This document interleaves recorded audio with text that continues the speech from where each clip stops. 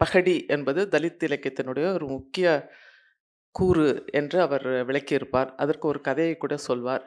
ஹோட்டலிலே tea serve பண்ணும் பொழுது ஒருவன் அந்த வாடிக்கையாளர் திட்டிவிட்டார் என்பதற்காக உள்ளறைக்கு சென்று தெரியாமல் எச்சியை துப்பி கொண்டு வந்து கொடுத்து அதை குடிப்பதை அவன் பார்த்து ரசித்து கொண்டிருக்கிறான் என்பது இது எனக்கு சரியாகவே படவில்லை. அதாவது ஒரு கோழை தான் அப்படி செய்வார். ஒரு துணிச்சல் மிக்கவர் நேரடியாக வாடிக்கையாளராக இருந்தால் கூட அவரை எதிர்த்து கேட்கின்ற ஒரு துணிச்சல் வர வேண்டும்.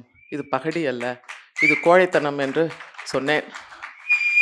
இப்படி சில விமர்சனங்கள் மூலம் அவர்தான் ஆரம்ப கட்டம். அவர் அதை டீகன்ஸ்ட்ரக்ஷன் பண்ணியது போல தமிழில் யாருமே, அதாவது பெரும் முயற்சி எடுத்து அதையெல்லாம் படித்தார். அதாவது புதுமைப்பித்தனே, மாதவையா போன்றவர்களை படித்து தலித் இலக்கியம், தலித்துகளை அவர் எப்படி கதைகளிலே கையாண்டிருக்கிறார்கள், இதன் மூலம் அவர்கள் கூற வருவது என்ன என்று ஒரு வகுத்து கொடுத்த பாதையை நாங்கள் கடைப்பிடித்தோம் என்பது என்றால் அது மிகையாகாது. ஸோ அப்படி முன்னோடிகள் இருந்தார்கள்.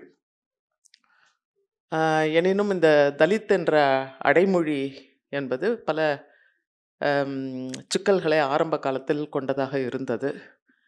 சாதிக்கு ஒரு இலக்கியமா என்று திலகவதி ஒரு மேடையிலே என்னை வசைபாடினார்கள்.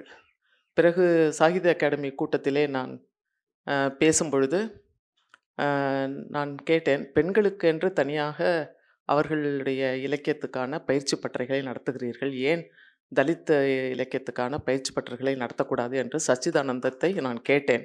உடனே அவர்கள், என்ன சிவகாமி, எந்த கூட்டத்திலும் நீங்கள் இப்படித்தான் பேசுவீர்களா என்று கேட்டார். ஆமாம், அப்படித்தான் நான் பேசுவேன்.